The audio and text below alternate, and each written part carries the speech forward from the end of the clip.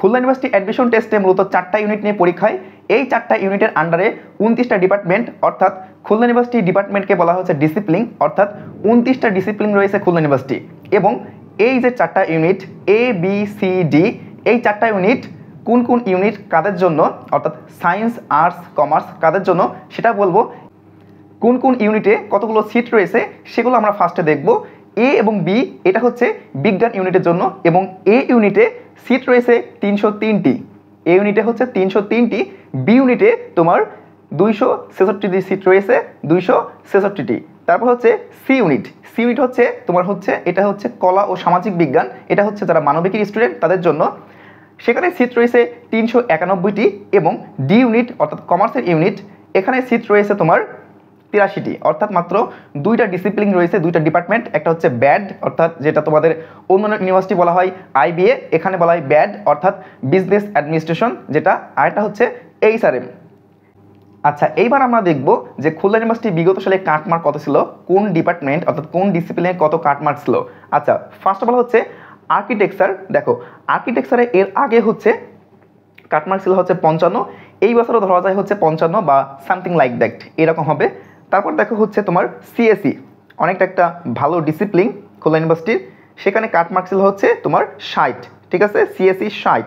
তারপর হচ্ছে ইসিই, এখানে ছিল হচ্ছে 58+, এবং ইউআরপি এখানে ছিল হচ্ছে 48.75। তারপর হচ্ছে ফিজিক্স এখানে ছিল হচ্ছে 43.25। তোমার কেমিস্ট্রি ছিল হচ্ছে তোমার 49.75, অর্থাৎ 49.75। তারপর হচ্ছে তোমার ম্যাথ ছিল হচ্ছে 45। তারপর হচ্ছে পরিসংখ্যান ছিল হচ্ছে 45। তারপর হচ্ছে ফার্মেসি ছিল হচ্ছে 65.50, খুব একটা ভালো ডিসিপ্লিন ফার্মেসি খুলনা ইউনিভার্সিটির। তারপর হচ্ছে বিজিই এখানে ছিল হচ্ছে 61+, এটি ছিল হচ্ছে 60+। তারপর হচ্ছে ইএস, ঠিক আছে, যেটা হচ্ছে এনভায়রনমেন্ট অ্যান্ড সায়েন্স, সেখানে ছিল হচ্ছে 54, অর্থাৎ 54+। তারপর হচ্ছে এফএমআরটি অর্থাৎ যেটা fisheries and marine research technology, সেখানে ছিল হচ্ছে তোমার 59, অর্থাৎ 59। এবং এফডব্লিউটি অর্থাৎ ফরেস্ট্রি অ্যান্ড উড টেকনোলজি, সেখানে ছিল হচ্ছে 55, অর্থাৎ 55+। এবং এসডব্লিউই সোয়েল ওয়াটার অ্যান্ড এনভায়রনমেন্ট, সেখানে ছিল হচ্ছে 52। আচ্ছা, এর আগে যেটা বললাম সেটা হচ্ছে বিজ্ঞানের এই বছরের যে কাটমার্ক এবং প্রিভিয়াস ইয়ারের যে কাটমার্ক সেটা একটু 19-20 হতে পারে, বাট প্রায় হচ্ছে ইকুয়াল সেম হতে পারে, ঠিক আছে। কিন্তু এখন যে বিষয়গুলো বলবো সেটা হচ্ছে একটু পার্থক্য হবে, কারণ দেখো তোমরা জানো যে সি ইউনিটে কিন্তু এই বছর হচ্ছে একটু প্রশ্ন হার্ড দিয়েছে, সো কাটমার্ক কিন্তু একটু কম হতে পারে মানে প্রিভিয়াস ইয়ার এসে, ঠিক আছে। সো বিগত সালের বাংলায় কাটমার্ক ছিল হচ্ছে 64, ঠিক আছে। এই বছরে যারা বাংলায় চান্স পাবে তারা হচ্ছে 61 বা 60 পেলেই ইনশাল্লাহ হয়ে যাবে, ঠিক আছে। তারপর হচ্ছে ইংলিশে ছিল হচ্ছে তোমার 65+, ঠিক আছে। এই বছর যারা ইংলিশে ভর্তি হবা তাদের হচ্ছে 62+ বা 63 এরকম পেলেই তোমরা ইংলিশ সাবজেক্ট খুলনা ইউনিভার্সিটি পেয়ে যাবা। তারপর কি হিস্ট্রি, ইতিহাসে ছিল হচ্ছে তোমার 62, ঠিক আছে। সো এই বছর যারা হিস্ট্রি নিয়ে পড়বা তাদের হচ্ছে 59, অর্থাৎ 59 থেকে বা 60-এর মধ্যে এরকম পেলেই ইনশাল্লাহ হয়ে যাবে।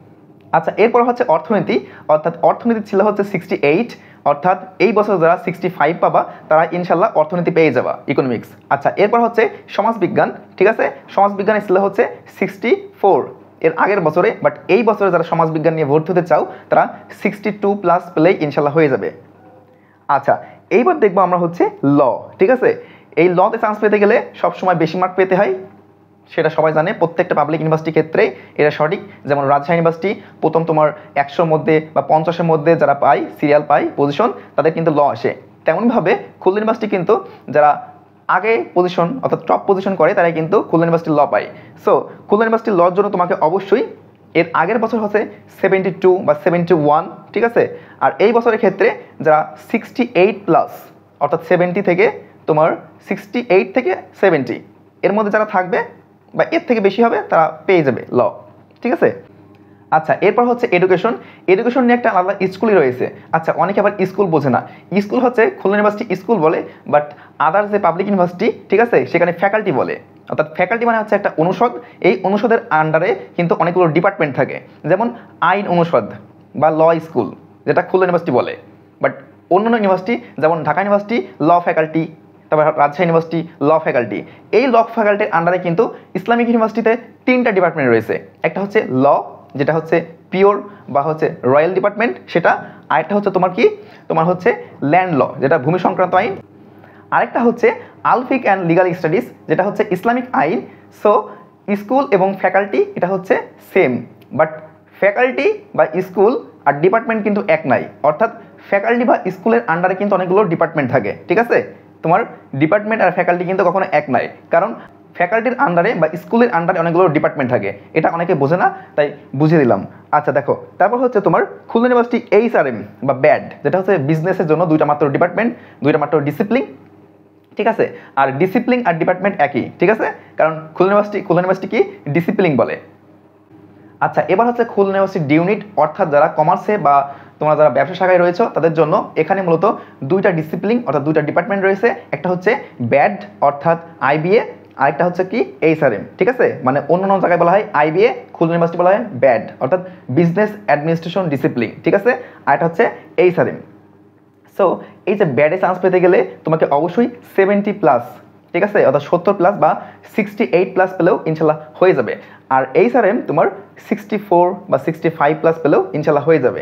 এখন হচ্ছে একটা কথা বলি, তোমরা এই যে বাংলা, ইংলিশ, ল, ঠিক আছে, হিস্ট্রি, তারপর হচ্ছে MCJ, এডুকেশন, এইরকম যে সাবজেক্টগুলো এখানে কিন্তু সায়েন্স এবং কমার্সের স্টুডেন্টরাও কিন্তু যেতে পারে, ঠিক আছে।